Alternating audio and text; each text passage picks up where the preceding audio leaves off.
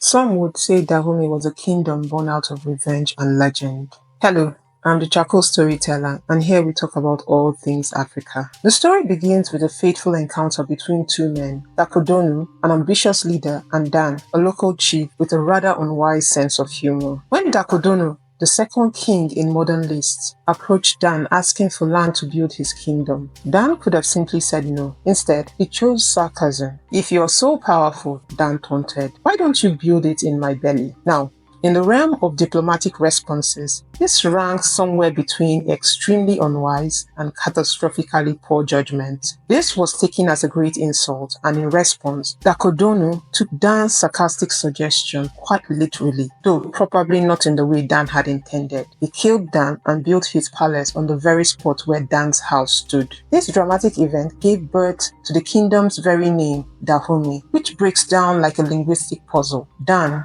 our unfortunate chief's name, Bo, meaning belly, and me, inside of.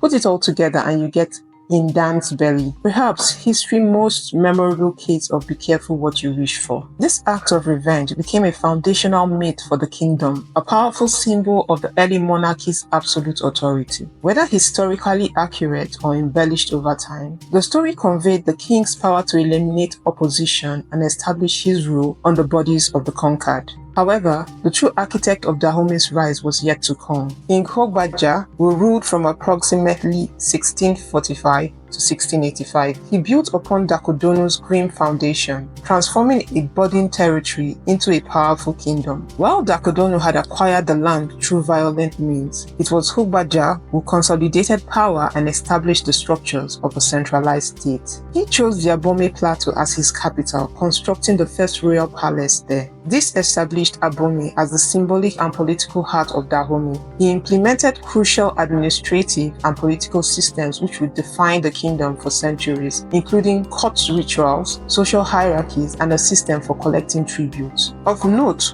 was the introduction of a head tax, a tax levied on each individual, which allowed the kingdom to generate revenue. This revenue was then used to acquire firearms from European traders. Access to firearms gave Dahomey a significant military advantage over its neighbors, contributing to its expansion and power. Another one of Hogbaja's most enduring legacies was the introduction of the annual customs ceremonies, which became the kingdom's most important ritual observation. Through these reforms, Hogbaja transformed Dahomey from a small chiefdom into a well-organized and powerful state. This kingdom, born from an act of revenge and shaped by his administrative genius, would become one of Africa's most formidable kingdoms. A single sarcastic comment had set in motion a chain of events with dramatic and far-reaching consequences, proving that in the ruthless game of power, words could indeed cost a kingdom and a life.